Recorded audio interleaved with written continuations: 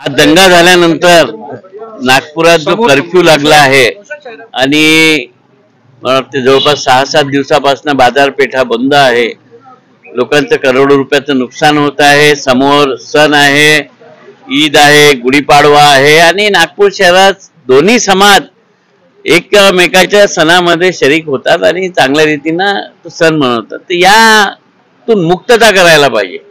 Tension create करून पुन्हा तणाव निर्माण करून हे बाजारपेठा बंद झाल्या आहे, म्हणून आम्ही पोलीस आयुक्तांना विनंती केली की आपण लवकरात लवकर निर्णय घ्या। सणासुदीच्या दिवसांवर या बाजारपेठा सुरू कराव्या आणि जे दंगेखोर असतील त्यांच्यावर कडक कारवाई करावी दोन्ही पक्षाचे। परंतु ही सुरुवात कुठून झाली? सुरुवात जिथे झाली त्या घटनेची शहनिशा व्हायला पाहिजे।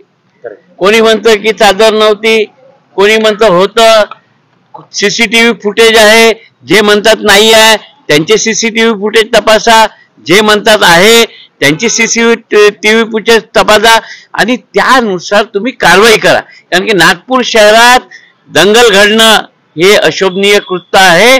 याला जबाबदार कोण आहे दोन्ही प्रकरणामध्ये? म्हणजे त्यांनी दंगा करून गाड्या फोडल्या त्यांचे सुद्धा आणि ज्यांनी हे घडवलं त्यांचं सुद्धा। दोन्ही पक्षांना तुम्ही कारवाई करावी आणि नागपुरात पुन्हा शांतता येईल अशी नांदी द्यावी, बाजारपेठा सुरळीत करावा। आम्ही मागणी केली की आपण सर्व धर्माची शांतता कमिटी बनवा, त्या भागांमध्ये की सर्व धर्माचे सामाजिक लोक त्यामध्ये समाविष्ट लोकांना आव्हान करतील आणि अशा घटना घडू नये। आणि असे जर दहशतवाद करणारे, चिथावणी देणारे लोक असतील त्या लोकांना समाजापासून दूर ठेवण्याचं काम करावं अशीच मागणी आम्ही पोलीस आयुक्तांना केली आहे।